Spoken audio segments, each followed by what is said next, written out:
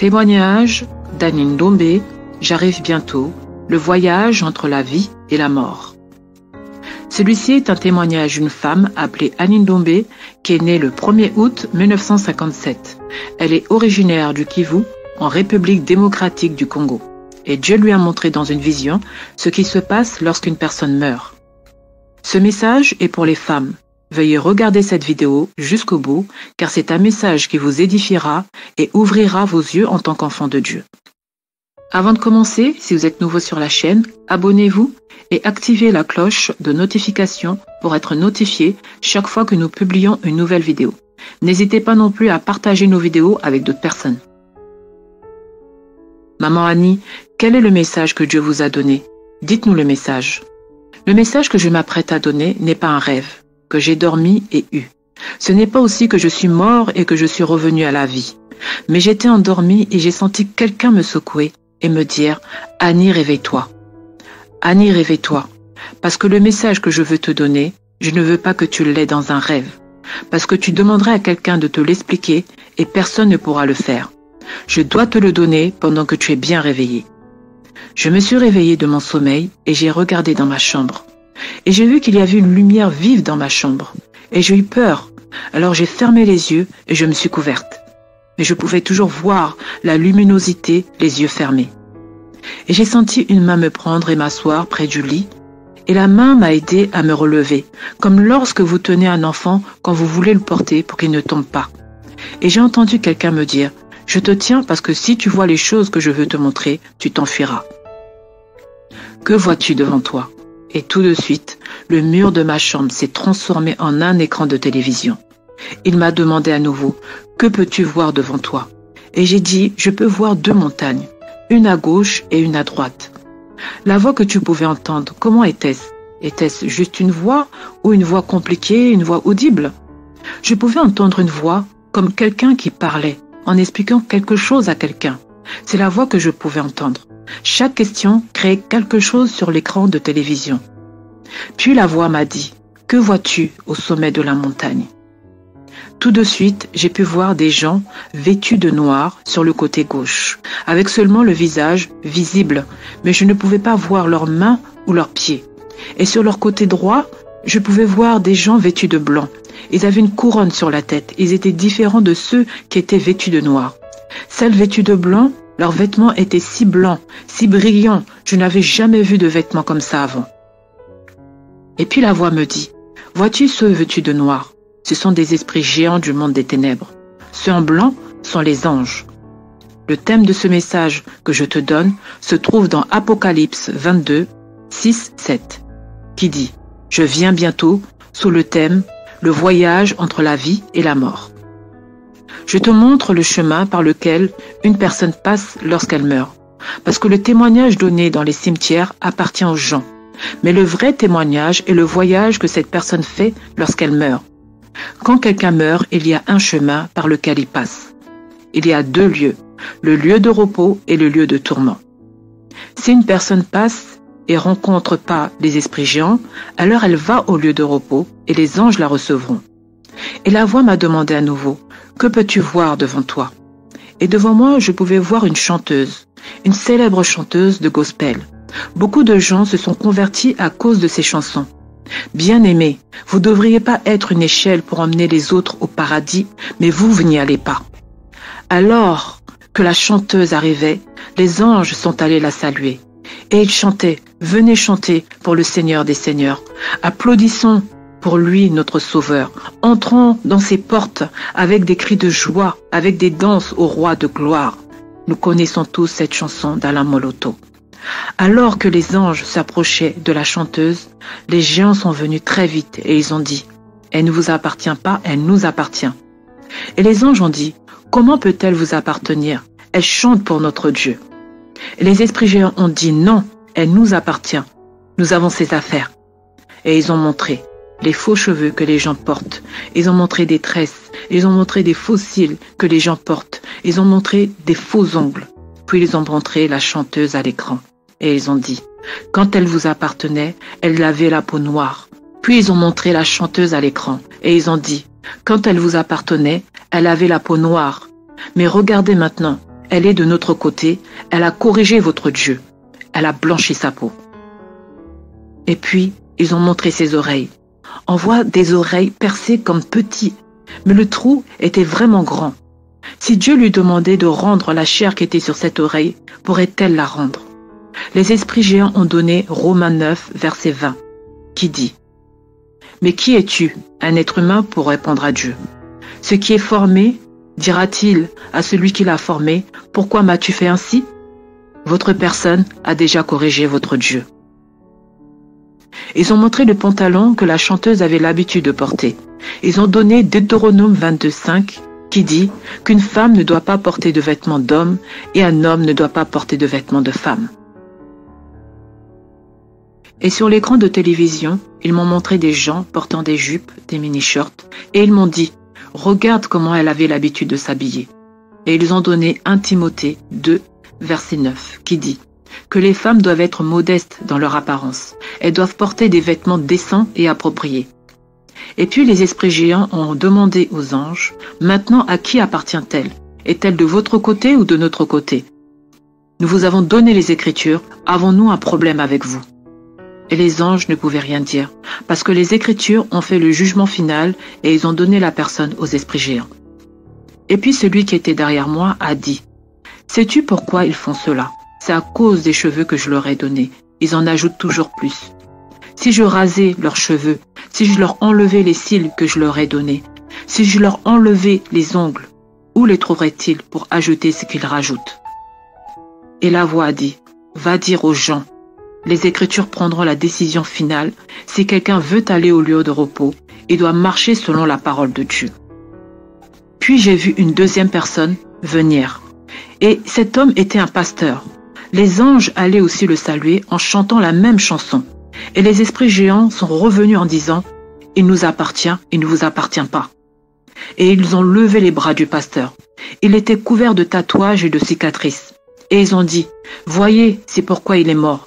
Les tatouages nous appartiennent. » Ils ont donné Lévitique 19, verset 28, qui dit « Vous ne devriez pas avoir de tatouages et vous ne ferez point d'incision dans votre chair pour un mort. » Ils ont dit aux anges, « Est-il de votre côté ou de notre côté ?»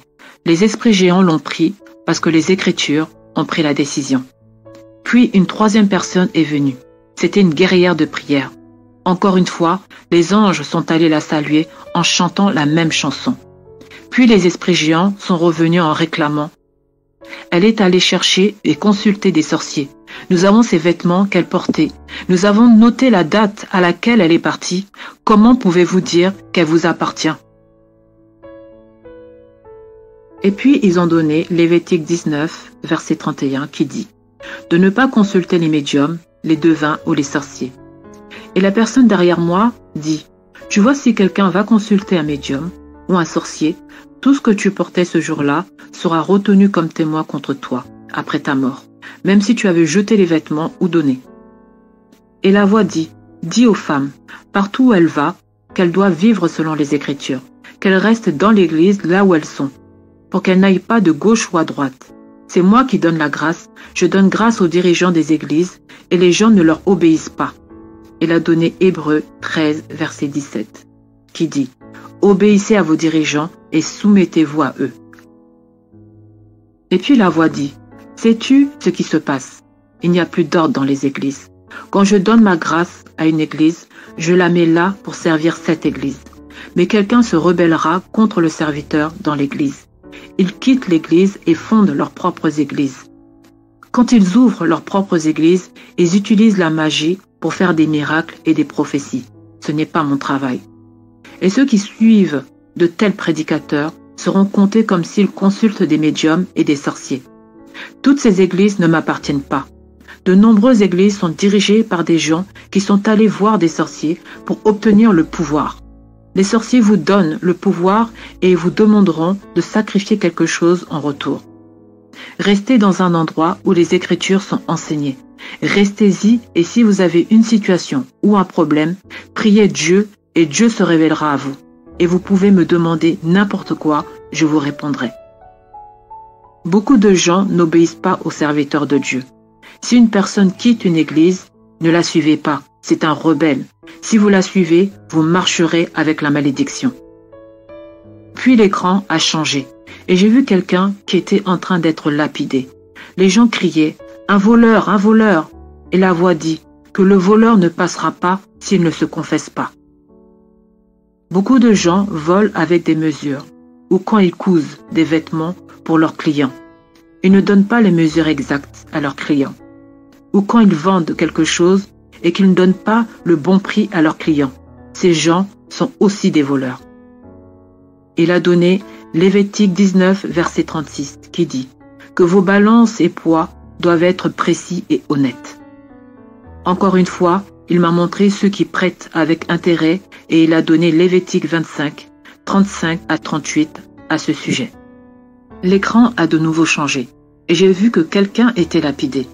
Les gens criaient qu'elle était une sorcière, qu'elle avait tué quelqu'un. Oui, c'est une sorcière, elle a tué quelqu'un. Qu'en est-il de ceux qui avortent et de ceux qui utilisent la contraception? Combien de générations ont-ils tué? Attendez, je vais maintenant vous montrer combien d'enfants il tue. Il a dit dans Genèse 1, verset 28. Je lui ai dit de se multiplier et de remplir la terre. Je ne leur ai pas dit de tuer qui que ce soit. Dans Genèse 38, 6, 10. L'histoire de Judas et de Tamar. Vous savez ce que Conan a fait. Il gaspillait sa semence sur le sol chaque fois qu'il avait des relations sexuelles avec Tamar. Dieu n'était pas content de lui. De même, je suis en colère contre ceux qui font la même chose. Ceux qui utilisent des contraceptions et avortent, et ils détruisent tant de générations, et disent qu'elle est une sorcière, ils sont pires qu'une sorcière. Puis l'écran s'est à nouveau ouvert, et ils ont montré des enfants morts par avortement, par l'utilisation de la contraception. Ces enfants avaient de l'eau dans la bouche. L'eau était le sang qui sort lors de l'avortement. Un autre a pris un médicament pour se débarrasser de la grossesse, et ce médicament est toujours dans la bouche de cet enfant. Ces enfants qui ont les mains fermées ont des trucs dans leurs mains. Ces trucs dans leurs mains sont les choses utilisées comme contraception. Ces enfants qui sont morts par avortement ou par l'utilisation de la contraception, je les compte comme des personnes. Le calcul des enfants est entre mes mains. C'est pourquoi je suis très en colère contre ceux qui avortent et ceux qui utilisent la contraception. Le calcul des enfants est entre mes mains. Si c'était entre les mains des médecins, alors il ne devrait pas y avoir de femmes stériles. Car les médecins pourraient prendre cet enfant qui a été avorté et le donner à celle qui est stérile. Et ils ne peuvent pas le faire. Ils ne peuvent pas faire telle chose, parce que le calcul des enfants est entre mes mains. Maintenant, quand une femme naît, je sais combien d'enfants elle est censée avoir. Si elle est censée avoir 10 enfants, elle devrait avoir 10 enfants. Si elle utilise la contraception après 5 enfants, elle a tué les 5 autres. Ils attendent ici. Si elle était censée avoir 5 enfants, mais utilise la contraception après 3 enfants, elle a tué les 2 autres. Ils attendent ici. Je vais maintenant commencer à les punir avec un cancer du col de l'utérus et avec la mort. Tu vas avorter et tu vas mourir pour que l'enfant soit libre. Parce que ces enfants attendent ceux qui les ont tués. Si vous avez avorté à 20 ans et que vous mourrez à 80 ans, cet enfant vous attendra toujours. Regardez combien ils sont. Je ne veux plus en ajouter. Je vais punir les gens maintenant. Si tu avortes, tu meurs et tu libères l'enfant. C'est pourquoi de nos jours, beaucoup de jeunes filles meurent lorsqu'elles avortent. Surtout celles d'Afrique du Sud. Vous êtes maudits parce que vous avez tué une génération entière. Cela montre que nous arrivons à la fin du monde, à la fin des temps. Il a dit attends de voir la femme qui a tué un enfant. Une femme est venue et les anges sont allés la saluer. Elle était diaconesse à l'église. Et les esprits géants ont dit, elle ne nous appartient pas. Elle a tué un enfant. Prenez l'enfant et nous la prendrons. Parce qu'elle est une meurtrière, elle a tué un bébé. Cela est arrivé à 2 femmes. Je suis passé par un village appelé Lulanga. Si quelqu'un a des doutes, allez dans ce village et demandez-leur ce qui s'est passé en 2014. Lorsque j'ai parlé de l'avortement, je suis allé au village de Lulanga et ils m'ont dit de ne pas donner le message. J'ai été accueilli à l'église FPACO parce que l'église Bethel City n'était pas dans ce village. Les gens ont dit au pasteur que si vous lui permettez de donner le message ici, nous détruisons l'église.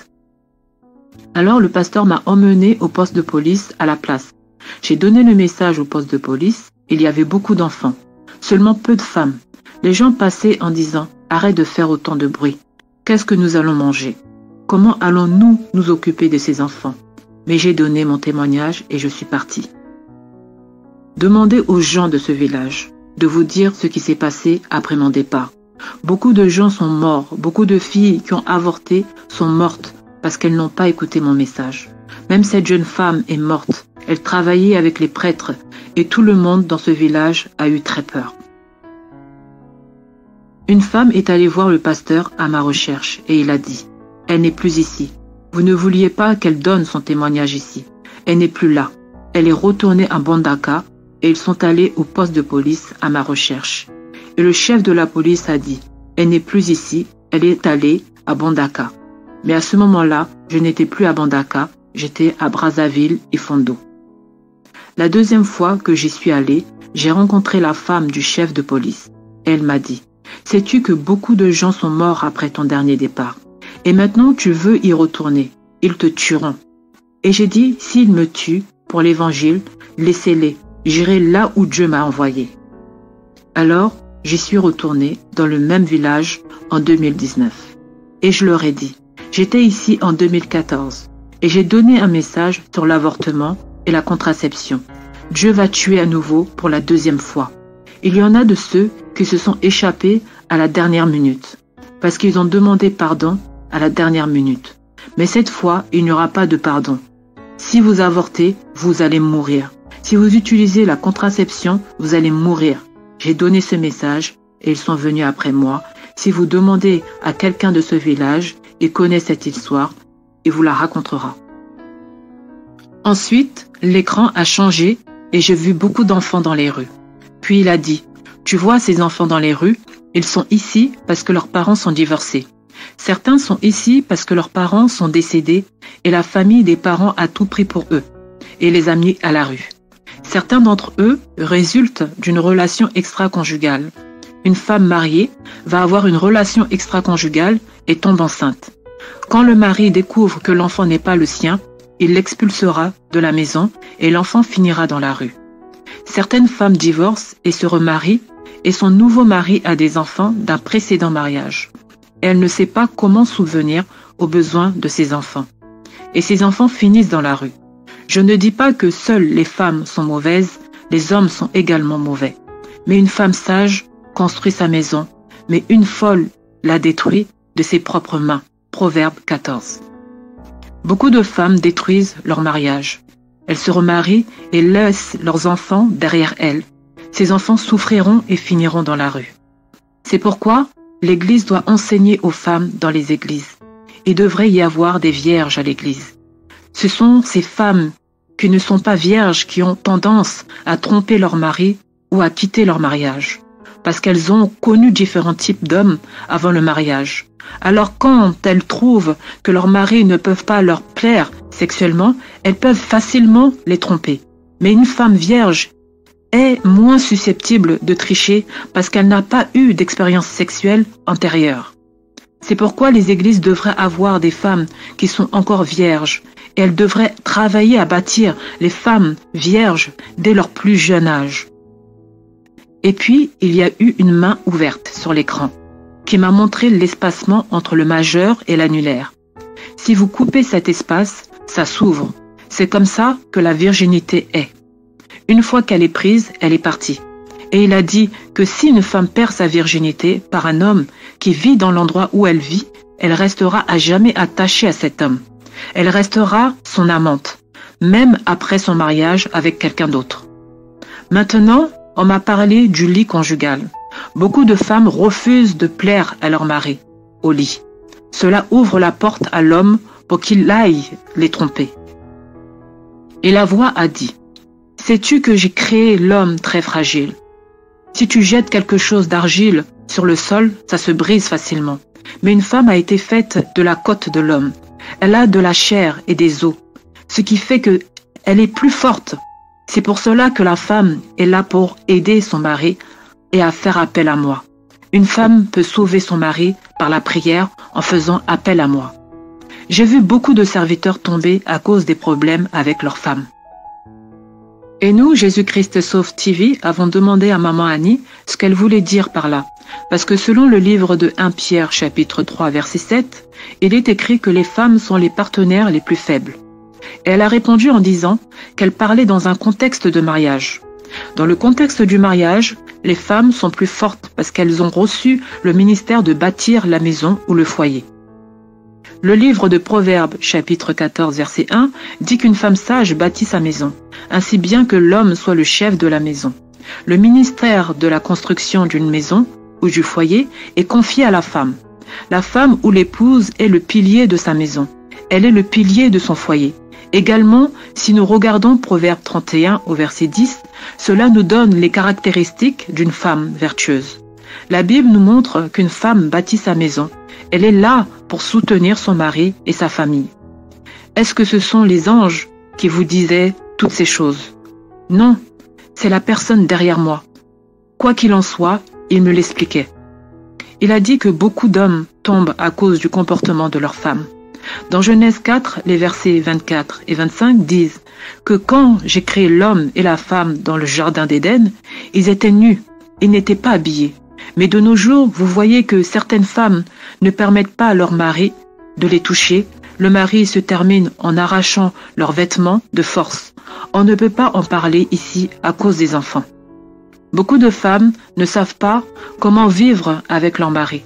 Vous pouvez lire Tite 2, du verset 3 à 5, où il est dit que la mère devrait apprendre aux jeunes filles comment nettoyer et faire le ménage, et comment s'occuper de leur mari. Beaucoup de femmes sont sales. Leurs maisons ne sont pas propres. Cela pousse un mari à sortir, car chaque fois qu'ils vont dans la chambre, ça sent. 1 Corinthiens 7, de 1 à 10, dit « Une femme ne devrait pas retenir son corps de son mari, et vice-versa. La seule fois où vous devriez le faire, c'est si vous êtes tous les deux d'accord. C'est l'une des raisons pour lesquelles beaucoup de mariages sont détruits. Une autre est que certaines femmes ne savent pas comment s'occuper de leur mari. Elles ne vérifient même pas ce qu'elles portent lorsqu'elles quittent la maison. Certains maris sortent avec des vêtements qui ne sont pas repassés ou avec une chemise qui manque un bouton. Pour ceux qui volent des enfants orphelins, Dieu dit qu'il vous tuera et vos enfants seront orphelins, votre femme veuve. J'ai vu cela arriver à Bukavu. Un général de la police est mort comme ça. Il a été emprisonné. J'ai demandé à Dieu, Dieu, tu as dit que tes serviteurs boiront du poison. Mais ça ne leur fera pas de mal. Pourquoi as-tu permis à ton serviteur de mourir par poison? Dans la nuit, Dieu m'a dit, Maman Annie, sois tranquille. Ce n'est pas mon serviteur. Il a volé aux orphelins et aux veuves. Et puis il m'a dit, connais-tu mon serviteur mort par poison, Alain Moloto? Il est mon serviteur. Il se repose dans les lieux de repos. Je l'ai laissé mourir parce que lui-même m'a demandé de le reposer. C'est pourquoi je lui ai donné du repos. Vous savez, ce jour-là, j'étais triste. Pourquoi Alain Moloto a-t-il demandé à Dieu de lui donner du repos? J'étais très triste parce que j'aimais cet homme de Dieu. Ne t'a-t-il pas parlé des personnes qui lui ont donné le poison? Comment s'est-il passé? Je connais ces gens, mais je ne peux pas raconter cela parce que ça va causer des problèmes. Dieu m'a montré un groupe de personnes qui lui ont apporté le poison. Dieu a dit que l'ennemi d'une personne est de sa propre maison. Dieu m'a montré ces gens-là. Ils étaient dans son entourage. C'étaient des chanteurs qui étaient autour de lui, des chanteurs de gospel. Ces gens devraient savoir qu'ils marchent avec son sang sur la tête. Ils savent qui ils sont. Et encore une fois, l'écran de télévision a changé. Et j'ai vu des gens qui fabriquent de l'alcool et des drogues. Et la voix a répété, sais-tu combien de générations ces gens ont tué? Beaucoup de jeunes aujourd'hui meurent à cause de l'alcool. Ceux-ci n'iront pas au repos. Il m'a donné concernant l'alcool le livre d'Habakkuk 2, verset 15, Ésaïe 5, verset 11, Ésaïe 5, verset 22, Proverbe 23, verset 29. Maintenant, permettez-moi de revenir sur la question du mariage. Une femme vertueuse, si tu lis Proverbe 31, 10 et 29, tu verras ce qu'est une femme vertueuse. La conclusion du message que Dieu m'a dit pour dire à toutes les femmes et à celles qui veulent changer, elles devraient changer. C'est la deuxième fois que je viens à Kinshasa. Je viendrai plus ici. J'ai la promesse d'aller au bout de la terre. Dieu m'envoie partout. Je ne sais pas avec quel message j'irai. Mais j'irai au bout du monde comme Dieu me l'a dit.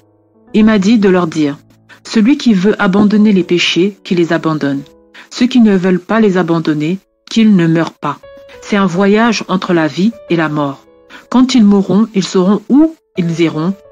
Et Dieu me montrera à eux, leur demandant, n'avez-vous pas vu cette personne? N'avez-vous pas entendu cette personne? Puis j'ai demandé à la personne derrière moi, parce que je parlais à quelqu'un que je ne pouvais pas voir. J'ai dit, donc tous ces gens qui portent des tissages, des extensions, est-ce que Dieu va tous les tuer?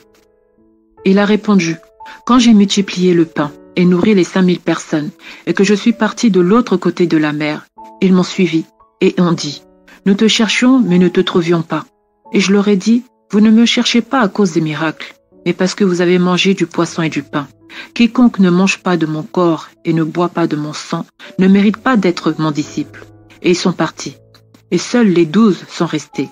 Et puis j'ai dit aux 12, ces gens sont partis parce qu'ils disaient que cet enseignement est dur. Qui peut l'accepter? Et puis j'ai demandé aux 12 encore une fois, voulez-vous vous aussi partir? Ils ont répondu, où pouvons-nous aller? Tu as la vie éternelle. Ceux qui chercheront la vie éternelle vivront selon les Écritures. Et ceux qui ne la voudront pas périront et ne participeront pas au voyage entre la vie et la mort. Après que Dieu m'a donné le message, il m'a ensuite donné la conclusion du message dans Ésaïe 5, 1, 7. Je chanterai maintenant à mon cher bien-aimé un cantique de mon bien-aimé concernant la vigne.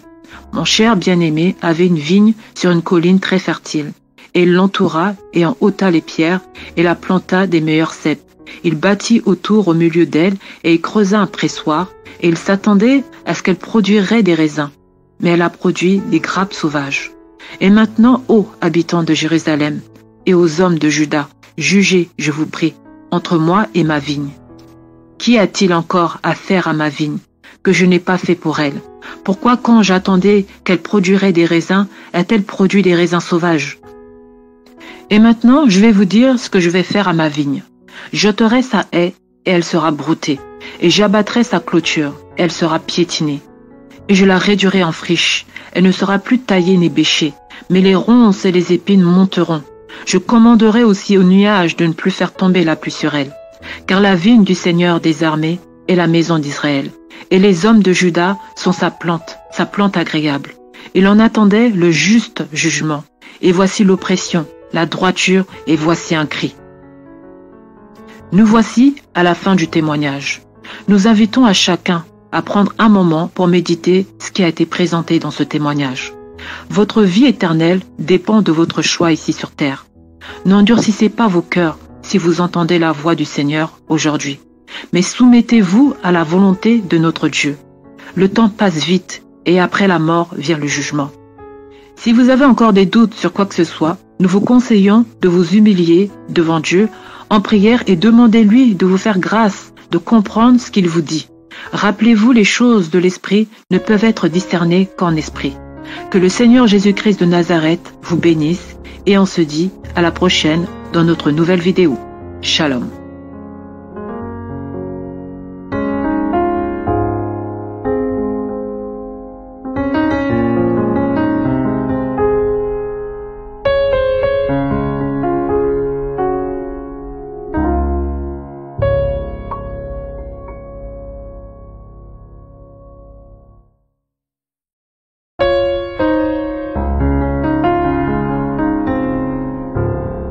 Témoignage d'Anine Ndombé, j'arrive bientôt, le voyage entre la vie et la mort.